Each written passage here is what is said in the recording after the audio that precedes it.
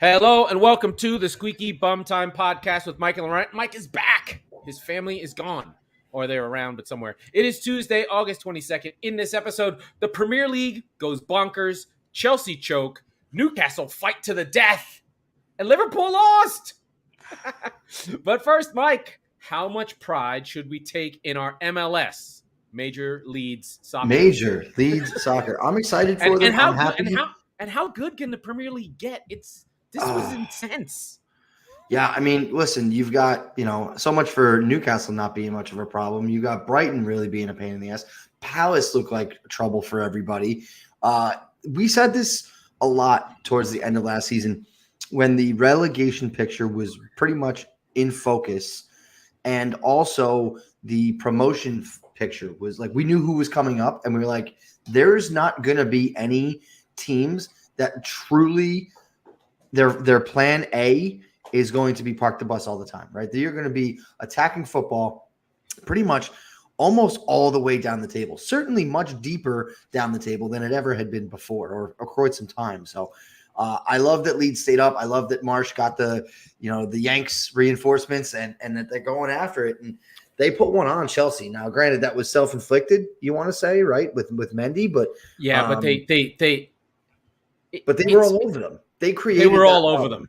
Yeah, right. They were all over. Yes, Mendy fucked that up and gifted them a goal, but they worked him into stress and into submission, basically. So, yeah, and look, if you want to call that one a fluke, which it most certainly was, the one 4 minutes later certainly wasn't. So, good on him for catching a bounce and going for the throat. So, all right, we got to talk United, we got to talk Liverpool, but let me do the scores. Let's go around.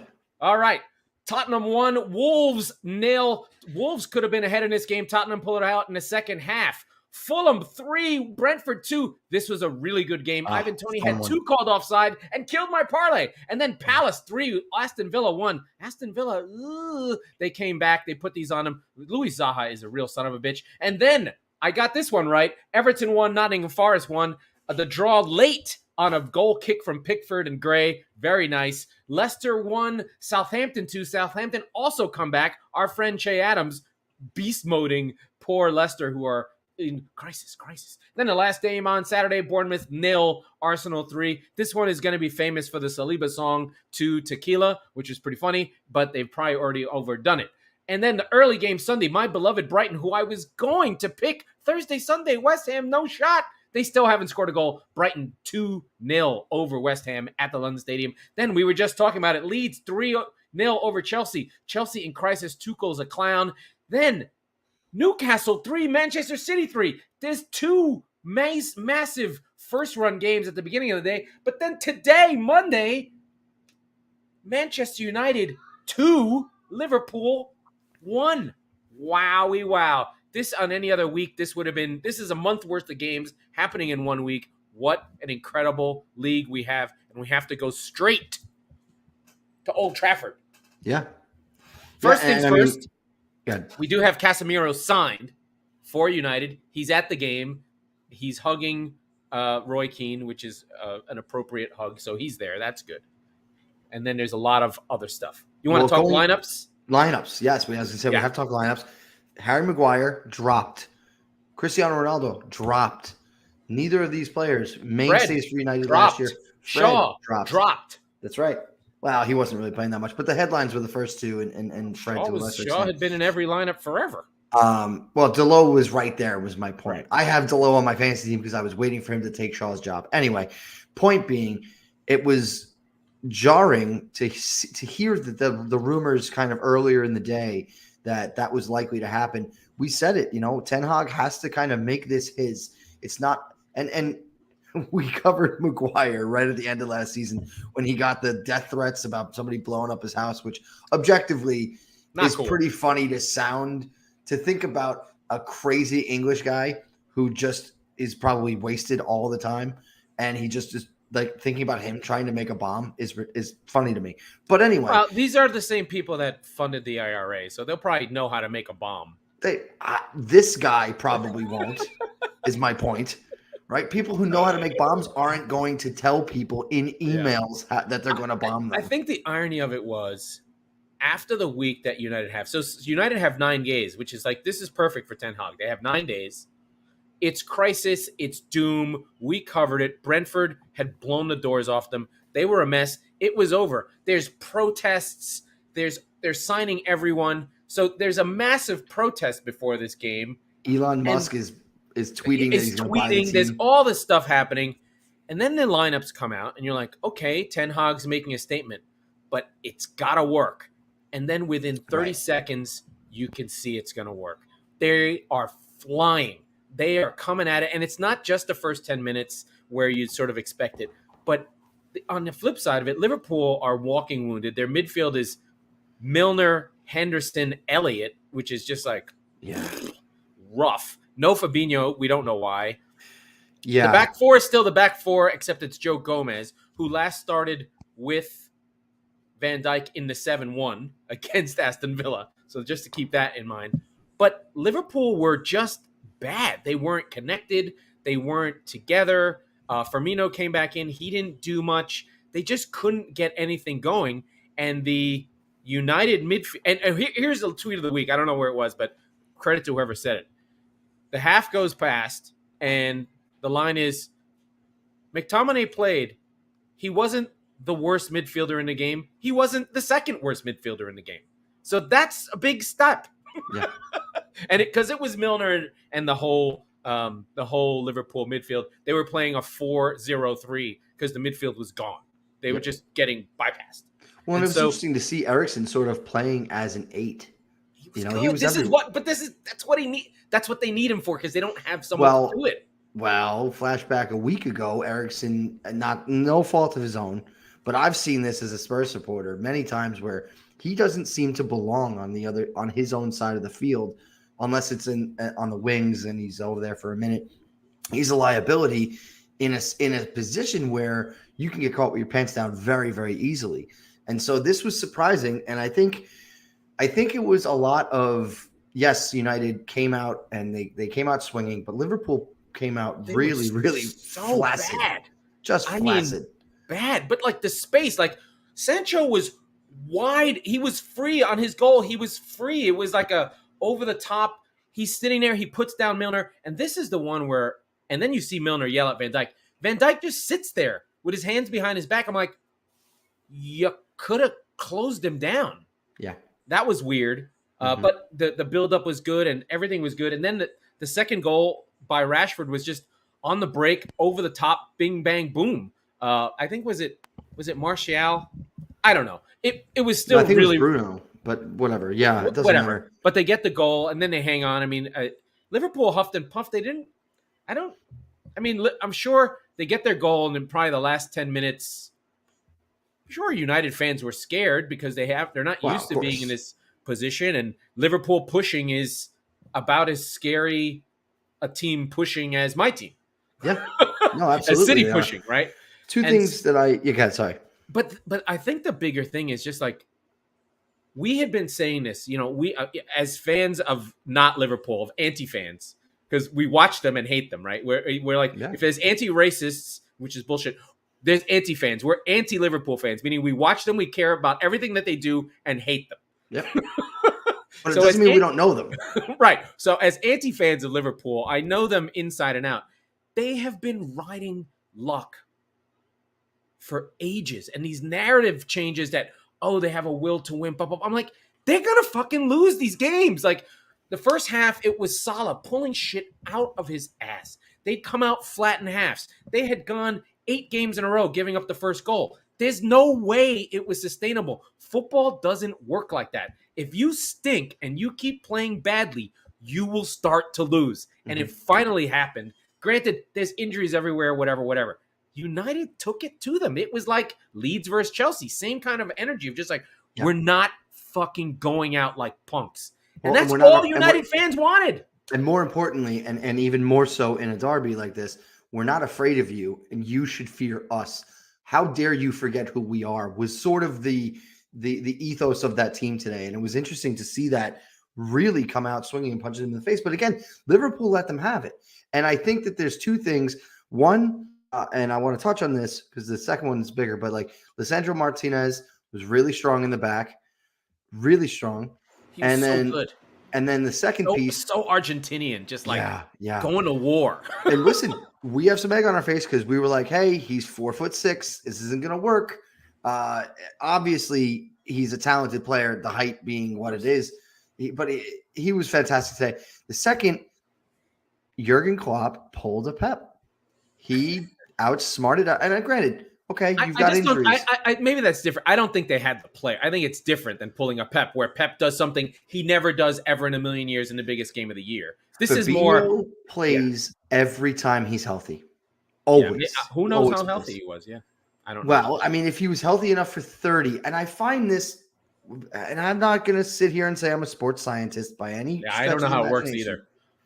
But I mean, I look at the fixture list, and you've got Bournemouth next week, right? At home. You're not going very far. You're in Manchester. I don't know. You have nothing the fuck to do for 5-6 days now because it's a short week, I suppose. But you had extra time to prepare for this. If he can play 30, I don't understand why he can't play 60 and start the game. If he can't go full 90, I don't necessarily understand the reasons why. Fine. But I don't understand why he doesn't start the game and give you the best chance to win for as long as possible. I don't get that. So I think there's two things that are here, and these are real questions that Liverpool has to answer. One, have they lost the league? I mean, I'm not being hyperbolic. If City are going to put up a 90, provided someone pushes them, Liverpool can't be 7 points. I mean, we'll go to City in a minute, but just like, I guess the question is more, do those numbers, do those point levels reach those numbers because they're pushing each other? Or will City just be able to motivate itself to push itself over 90? Because if City's going to go over 90, it's over for Liverpool. So I don't think that they will for the reasons we said at the open of the show, where Leeds is putting up 3 on Chelsea and Newcastle's putting up 3 on you. So that's a whole different conversation. But I don't think Newcastle.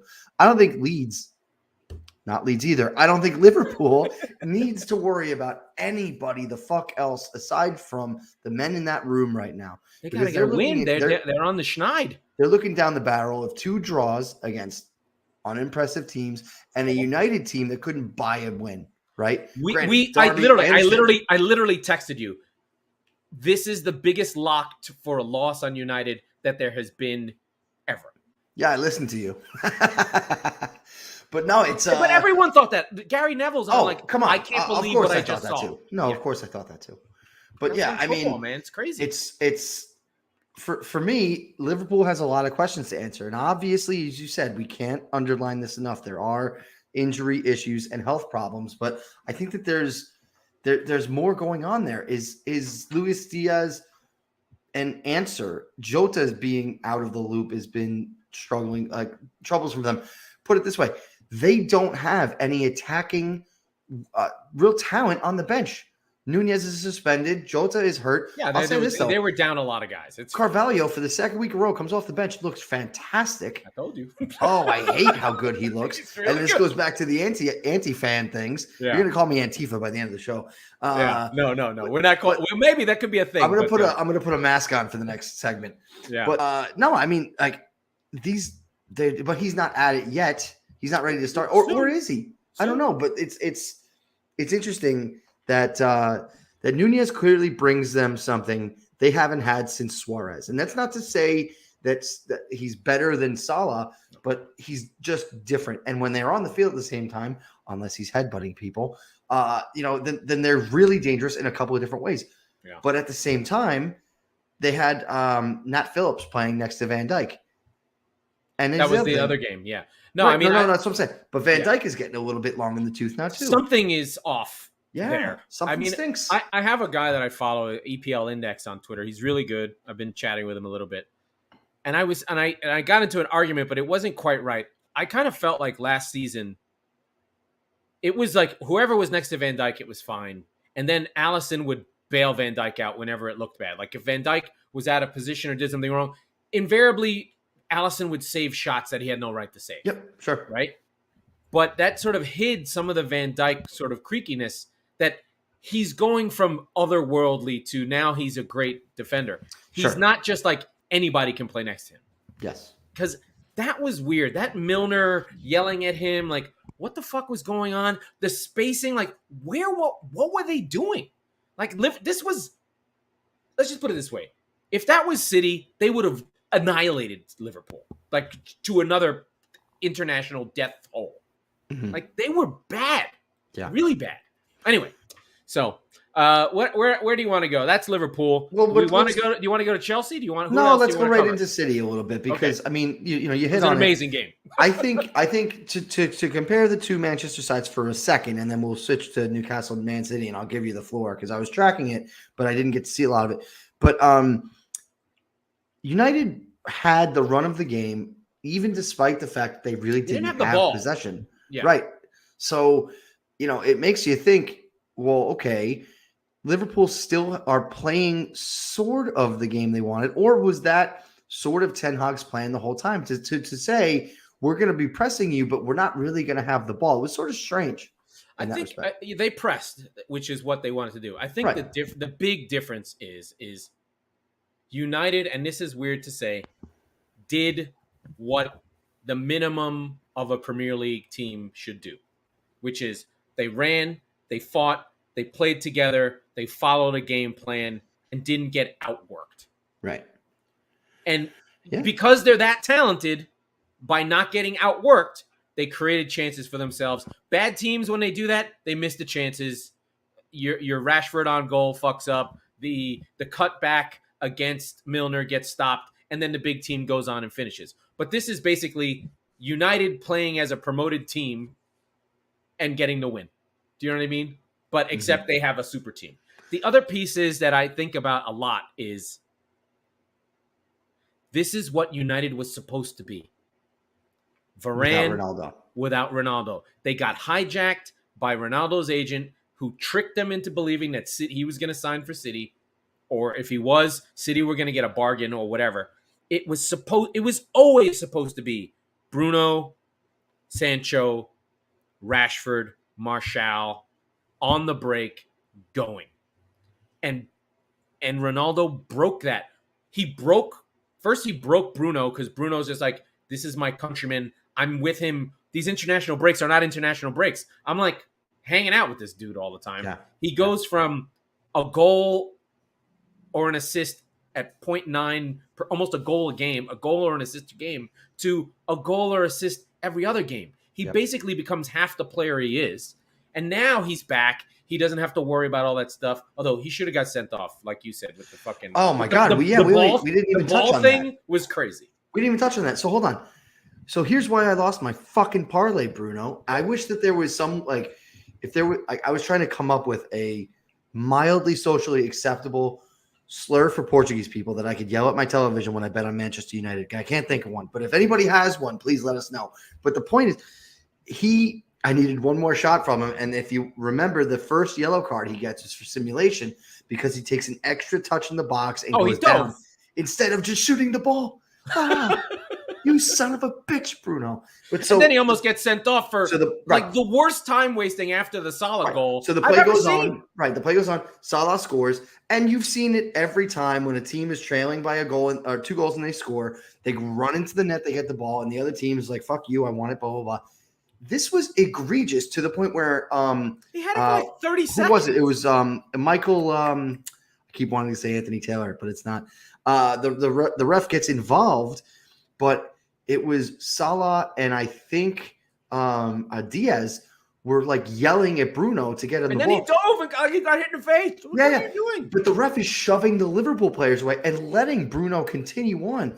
Michael Oliver, thank you. If he doesn't have a yellow, that's an obvious yellow. Like he's getting one. Yeah, and I agree. I mean, you don't want to send the guy off for it, but but it was egregious. It was bad. Yeah, for me. And this is the thing that annoys me about Bruno so much. I am anti-United as well. I watch a lot of United, but they're not fun to watch. Like Liverpool are just like, you fuckers, you're so good, I hate you. Yeah. Especially at Anfield. But the theatricality and the fucking Freddie Mercury teeth. It's just like, does he have the AIDS yet? Like, just fuck off. Is he gonna sing at Wembley? I don't know. I'm just over the dude. He just wants somebody to love him. Hey, there it is. Nicely done. Nicely tied up. All right, let's go on to City. Yeah, so City, I told you once I saw Stones and Ake in the lineup, I was like, this is going to go weird. But I was happy to see that Walker was there. And City get their goal in the first 5 minutes, and it's like, oh, resume regular service. No problem. Right. Okay, fine. But not so fast, my friend, to steal, is that Lee Corso? To steal Lee Corso's line. Orlando native. Yeah. To steal Lee Corso's line, City turned down the gas, and this is not Rafa Benitez and fucking Steve Bruce's Newcastle. No. This is Eddie Howe's Newcastle. This is Joe Linton in the midfield, kicking ass, taking names, and being like, I'm 6'3", built like a brick shithouse, and you little fucking tricky wingers, I'm getting this ball off you. And he did. Joe Willock runs all day. He may not be able to do anything else, but he can run. Almiron runs all day, pretends he can score, and then misses. But so City get disjointed. They're messing around with things, and Alan St. Maximin has the fucking game of his life. You know I love him. I've always loved him. His haircut now looks like he's wearing a headband, but he isn't. He basically has grown his dreadlocks to look like they're under a headband, but he's not wearing one. John Stones was petrified. He thought he was going to die. Almiron missed 2 sitters, I think, and then ended up scoring one on a cutback by St. Maximin. And Newcastle pull this game up. They're up. Is it 2-1 that they go up? Or 3-1? They go up 3-1 late in the game. Let me just. I got to bring it up. With the Trippier. The Trippier free kick is fucking gold, but that's because John Stones has to foul. So let me get it right. So City go up in 5 minutes from Gundogan. Then it's Almiron and Callum Wilson. Callum Wilson, secretly one of the great finishers in the league. He's in the Jermaine Defoe, Danny Ings, Darren Bent, good strikers in the Premier League. They never get higher. It used to be that they ended up at Spurs, but now Spurs is too good for them because they've had Harry Kane all this time. So he's kind of stuck in this middle nether region. He's definitely going to Everton next. Do you know what I mean? Like he's in that realm of people, but he has another good finish outside the boot. If he doesn't get hurt, he's going to score 20 goals. And then, so City's down 3-1 early second half on the Trippier foul. Trippier now has 4 direct free kick goals. The captain for Newcastle. With Newcastle. Yeah. And then City's just like, nah, we're not going for that. Haaland gets on the end of one after something from Silva. And then De Bruyne with the no look freaking. I mean, it's not a crazy pass from De Bruyne, but no look diagonal run nutmeg on Joe Willock to finish for Bernardo Silva. Bernardo Silva's not going anywhere, by the way. What was the line from Pep? He's going to Barcelona because we're all going to play a friendly. Yeah, exactly. I love that. There's that. Pep weirdly doesn't make any changes, so I never want to hear him complain. He made 1 change in the game late. Foden, again, does not make the pass to Haaland. Pep nearly explodes. Foden is on a periphery of this game. But City pull it out again. They get the 3-3. It's hopefully this game becomes in retrospect, a good point where you go, oh, the 3-3 against Newcastle. Oh, they're 5th in the league. And you're like, oh, okay, fine. Yeah, that's good. Or they're going to be a really good, the battling tune. You know what I mean? But it was scary. Like, City should never go down that much. But St. Maximin is a problem for everyone. Sure. And the way that I look at it, I thought he was going to kill Kyle Walker. This game has already aged well if you're Manchester City based on the results at Old Trafford, right? So you go into the weekend and you go, all right, well, City should take care of Newcastle, as somebody on the show said. But so they're 6 points from 2 games. They're fine. Liverpool are stumbling. Listen, we expected both clubs to hold serve. We expected Liverpool to get their first win and City to maintain their 3-for-3 perfect record. Neither of those things happened. But when over the weekend, when Newcastle went even with City, you go, and there's the door. The creak in the door, and here comes Liverpool, right? Well, wrong, right? And so, to your point, are City going to run away and hide with this? I don't think so, because I do think that there are more Newcastles and there are more performances like we saw so from many United. Good teams in the league. Yeah, but it was interesting to get that son of a bitch. Here comes Liverpool again.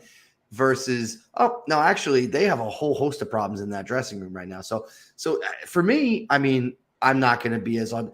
I saw this weekend's results, and I tried so hard not to be the idiot Sky Sports guy, right? To say, oh, well, Liverpool might not finish in the top 4. They're fucking relegation, whatever. No, right? No. I think the top 4 will still.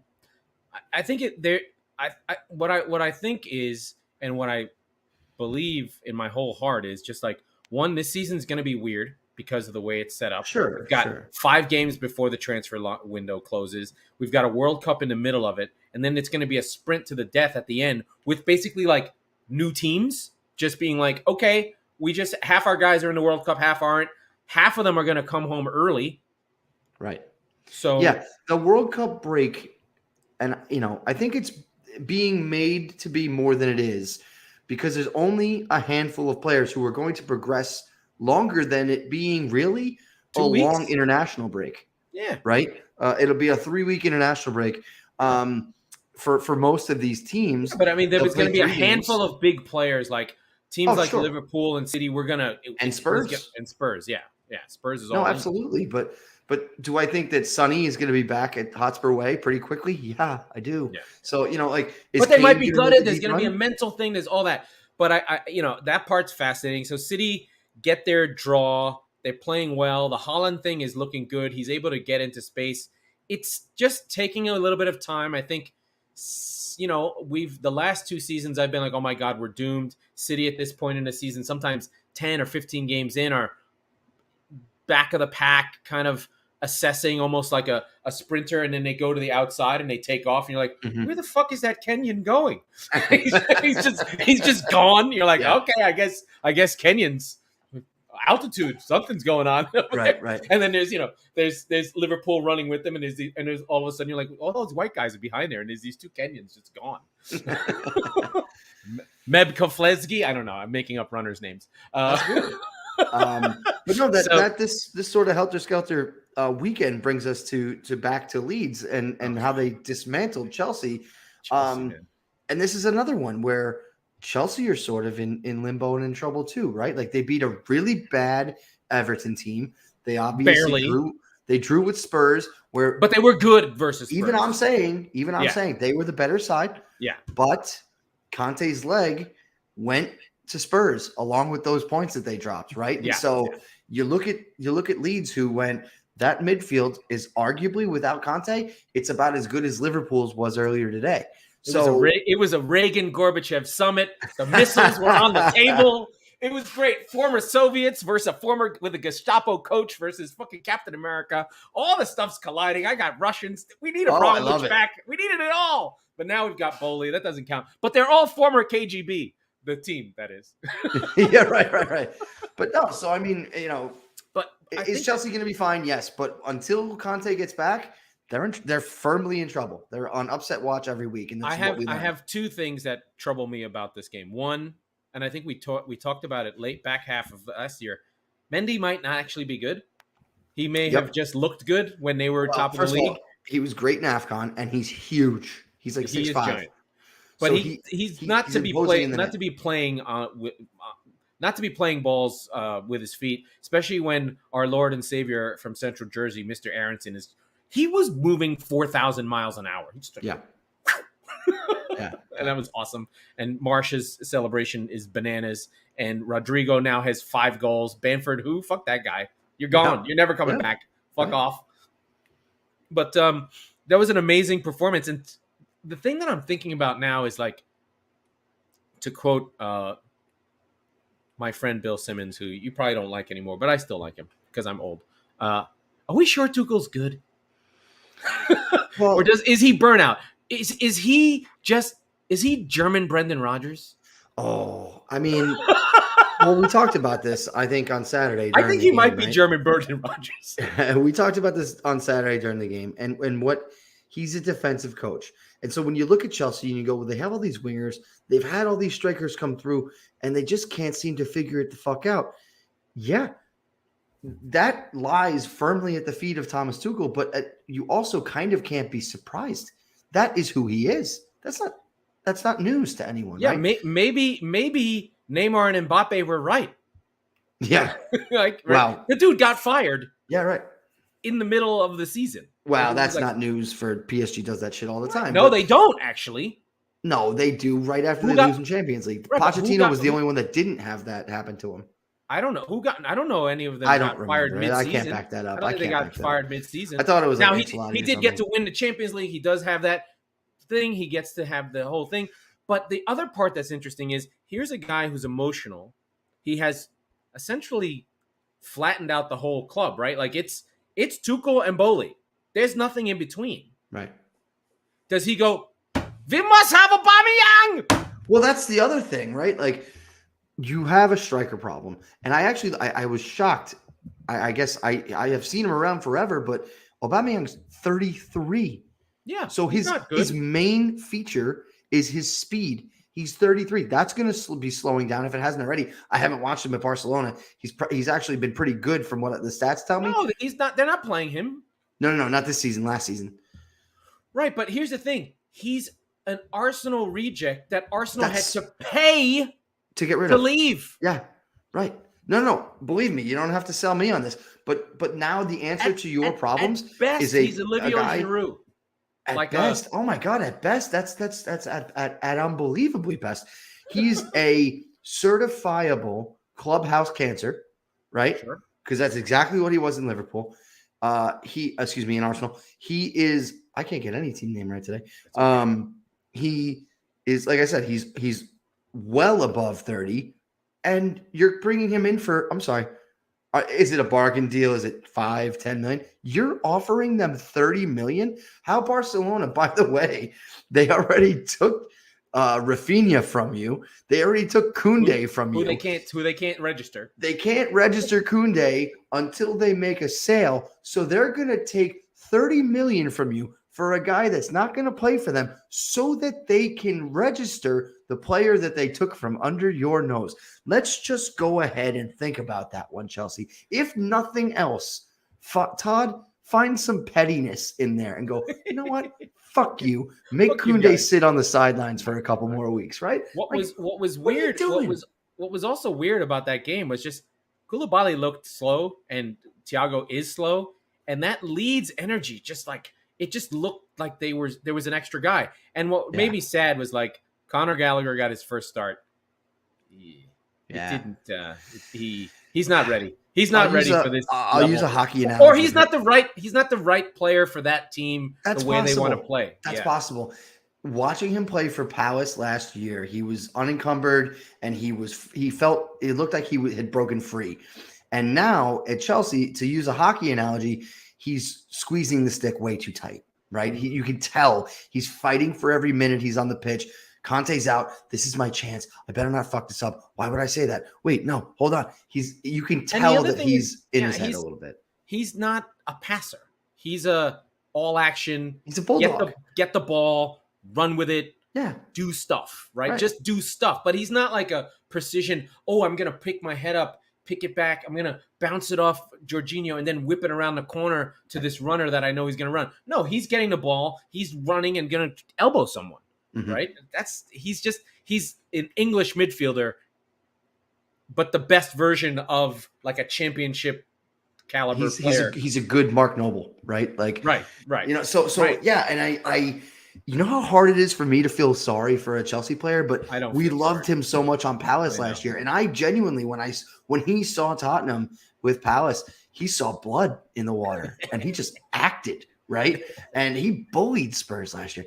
And so I wish, I don't want him to succeed with Chelsea because that means Chelsea does well, but I hate to see him flounder a little bit. So hopefully he goes out on loan again somewhere and it fucking kills it. But I mean, we can probably do the other group of our fans, your team and Arsenal's team, little juxtaposition, little narrative shifty, like your team's kind of little spurry, little sputtering, sputtery. What I'll say and then Arsenal are getting narrative like build up from playing shitty teams.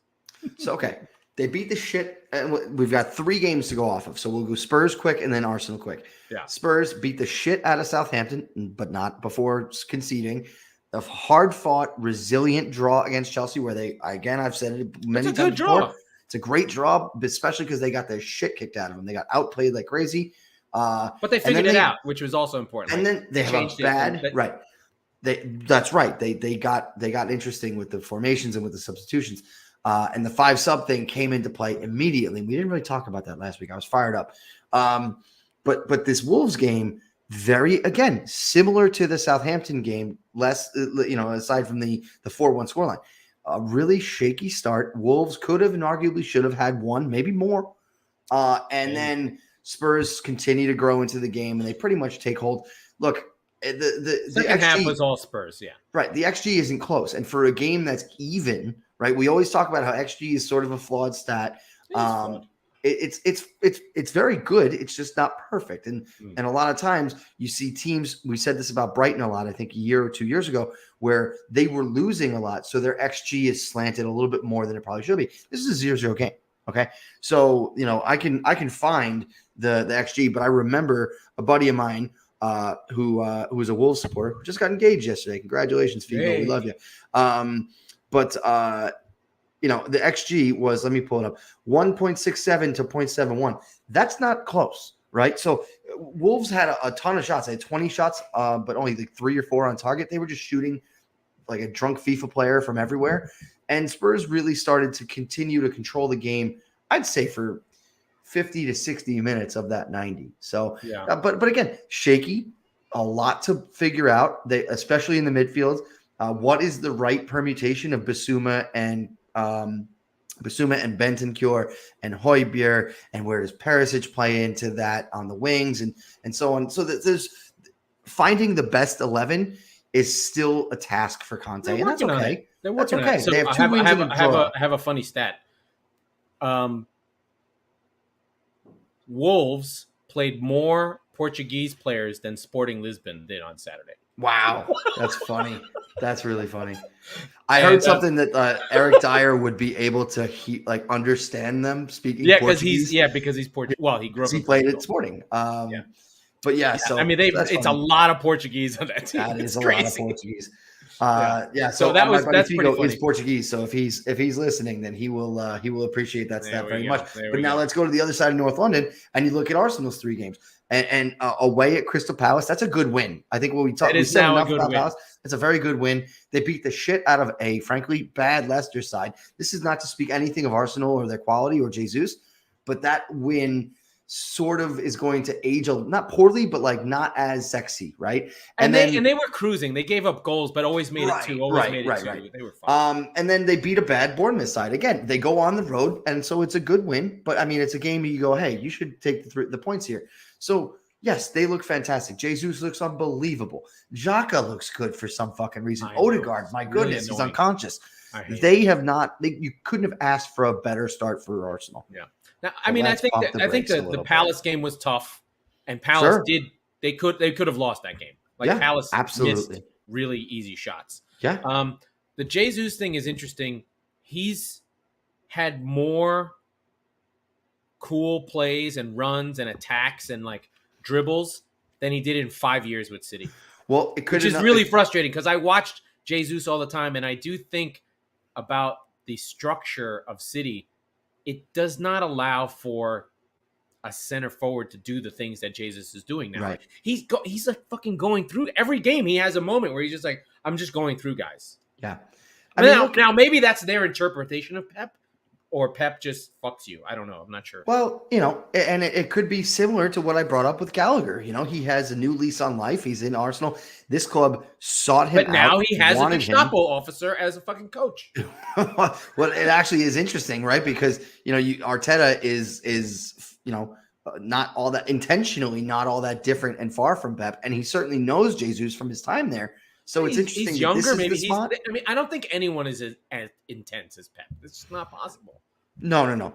But the other thing is you also don't have 5 attacking players who are, chomping at the bit for those minutes, despite the fact that none of them play your position and they're still taking them from you. Right. So, right. Right. The idea that all this time City was sitting on a striker of Jesus's quality and Pep didn't see it. That's on Pep. No, I don't think. See, I don't think that Pep didn't see it. I genuinely think that there's the psychology of the player that says, iron sharpens iron, and everybody makes everybody else better. But you have to be allowed to fail. And at Manchester City, you're not allowed to fail. You said it yourself. Phil Foden his head might be on a stake tomorrow morning, right? Riyad Mahrez is going to play. Right. So you've got these things where these players feel that pressure and they wilt under it sometimes. Whereas they get a new ability to go to Arsenal where they're going to be the guy. They're free. Yeah, exactly. The thing that I thought about with that Arsenal game, though, is if Odegaard is going to shoot, then look out. Like if he gets to 10 to 15 goals, then that's a big deal.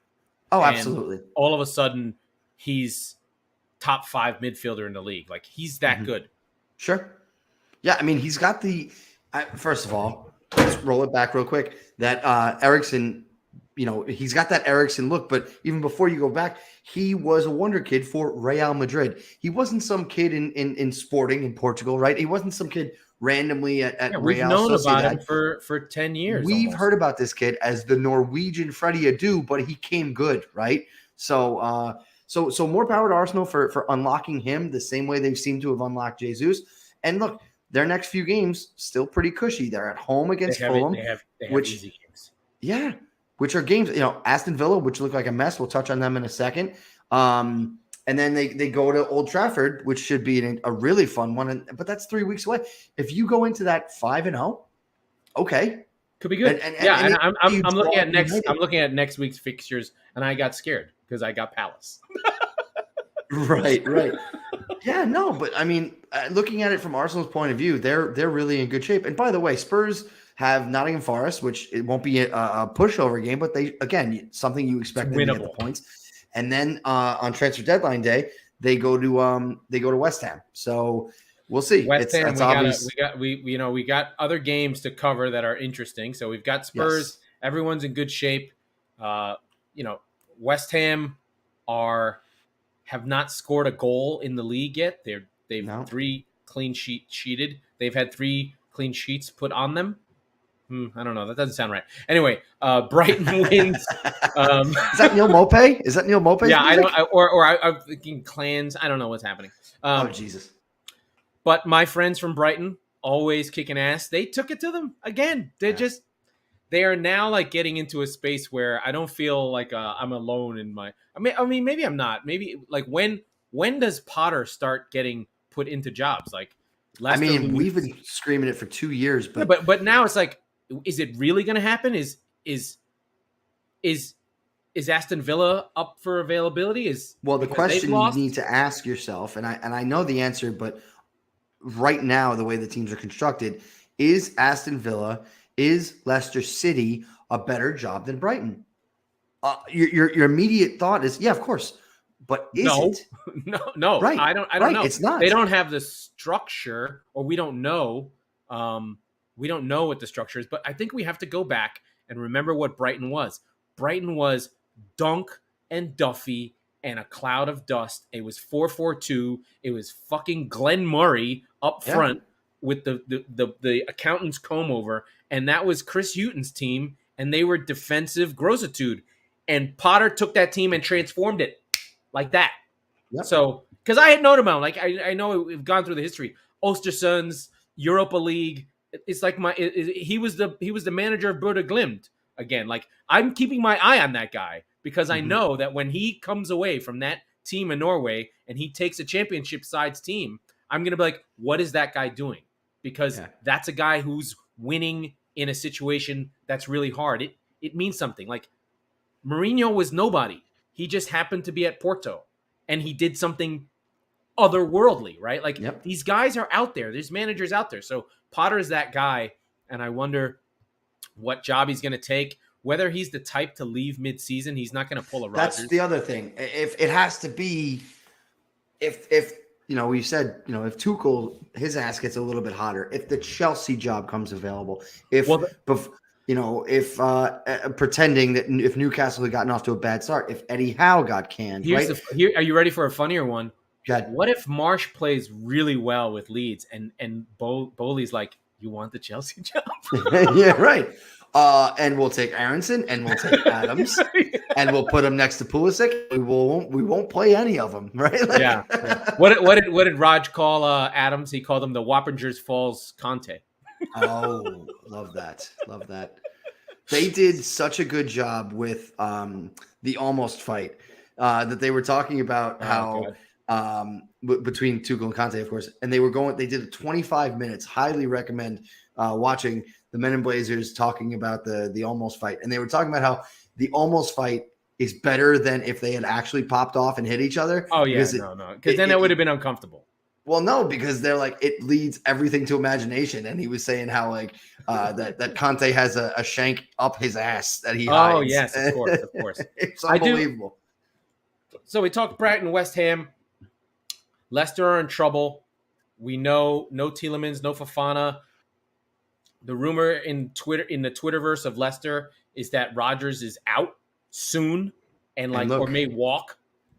We have Everton getting a draw at Palace. They still can't score. The only reason I bet on that draw against Nottingham Forest was I was like, Everton can't score. And I didn't think Nottingham Forest would score either. And then Palace just whooped Aston Villa. Like, it's just not good. I don't know what to do with Gerrard. I like him. He looks the part. He looks right. He says the right things. Can he coach?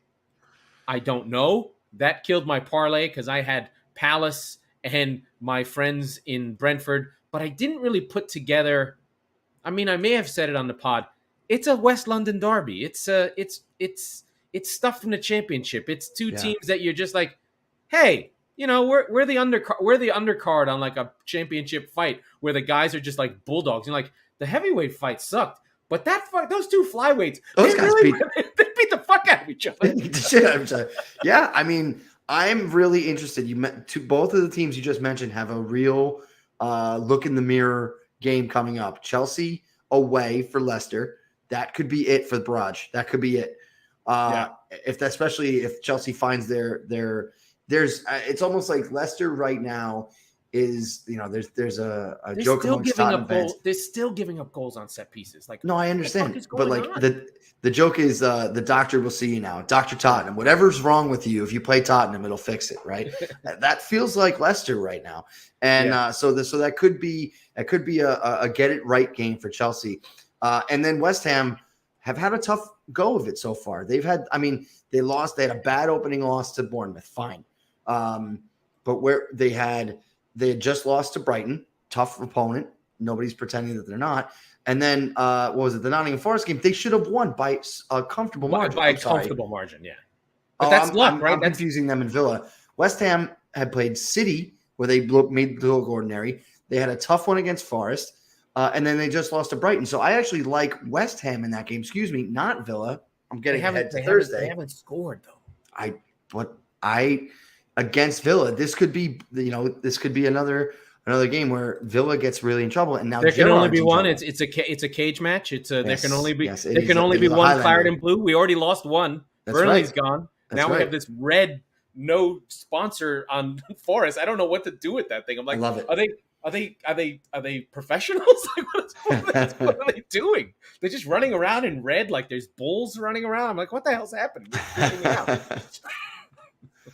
But no, I think. By the way, what did you think of the Liverpool "I'm on acid" squiggly line shirt? I didn't like it at all. I thought it was uncomfortable. My wife liked the collar, and she thought it was very British. Okay. And I didn't like I didn't. The squiggly bothered me. I'm sorry, that was United's. That's right. The white and I don't like when red teams wear blue. I think it is sacrilegious, and I think the opposite as well. Right? And I get that I'm an idiot, and that's fine, and I'm a simpleton. But I just find it – I guess United's the only one that gets a pass technically because of the Munich Air thing and whatever. But, it's just stay in your fucking lane. The problem with that is that, you know, you run into the scenario where when you play United, when you play another red team, Arsenal, you know, you have those things. But, like, just be white with some kind of red design on it. It's not that fucking hard. And now what I'll say is the third jersey – You want to go batshit crazy with the third? Knock yourself out. Go crazy. That is literally what it is for. Yeah. But there should be some kind of template that has differences. I think City are wearing red stripes. We're going to look like Bournemouth in our. That's fucking ridiculous. Yes, another one. I saw that and I was like, "This is dumb." We had it first. We've been around wearing that red. Our FA Cup from 1981. If it goes all the way, then but you can change your friends. You can change your underwear. You can't change your club, and you can't change your club's colors. All right. So the teams that I'm worried about. I'm worried about Villa. I don't like what I see there. I love Palace. I love Brentford, Fulham, Mitrovic with a glancing header goal. They still don't have Harry Wilson. What's going to happen when he shows up? Maybe they don't need him. I don't know. But I was upset because Ivan Toney offside twice. I know I spent 2 years ago, I spent every other episode yelling about VAR. I still hate it. I still don't want it. And I still hate offside goals that are against the spirit of the law, but exact of the law. Rashford's goal today, I thought was offside on VAR. I don't understand now that I think they made the lines fatter, so there's a little. They did. There's a little leeway. Right. They should make it like offside. 3 feet wide. I think we said said last year, like I think the Band-Aid answer is to have a grace period, right? Yeah. To basically, which gives advantage to the forward, which is what it should be, which is what we want, right? So yeah. So I don't know. Yeah. I don't know. So we've got some things coming up. You have some. We have what? Champions League playoffs. Oh yeah. And the draw. So next time we talk to you folks, we will know the Champions League groups for the 2022 season. 2022. Come on, Bodeglind.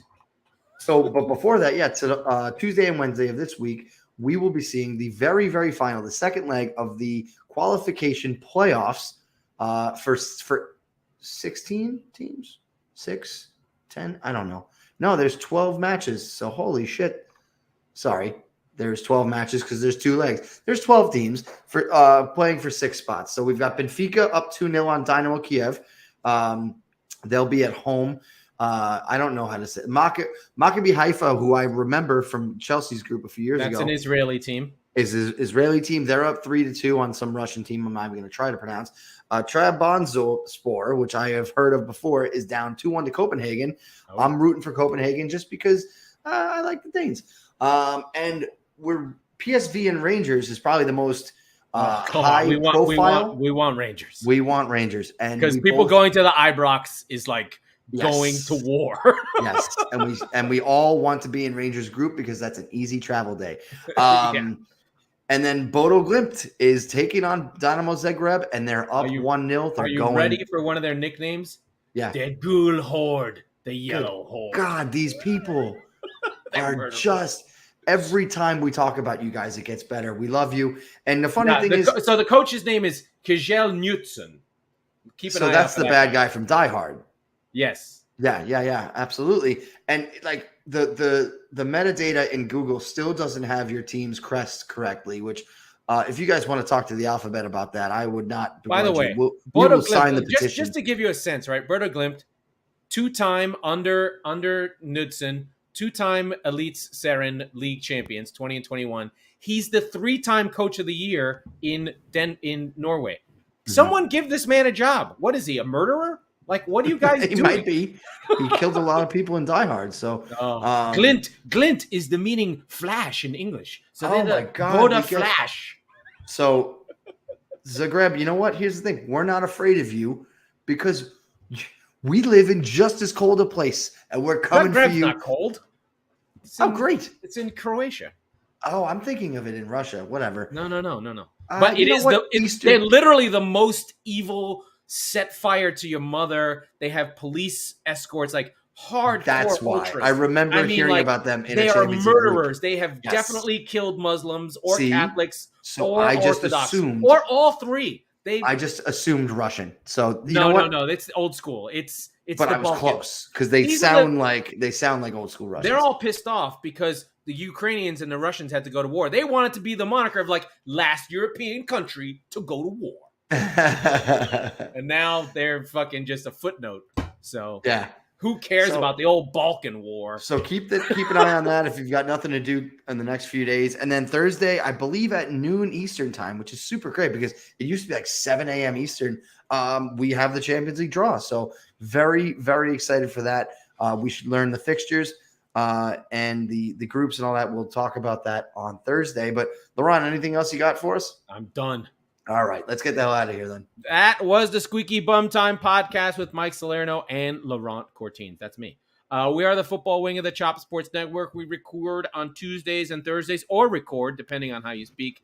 So be sure to subscribe wherever you get your podcast so you never miss an episode. Please rate and review the show. We need you. We need you. We need you. Thank you and good night. Goodbye.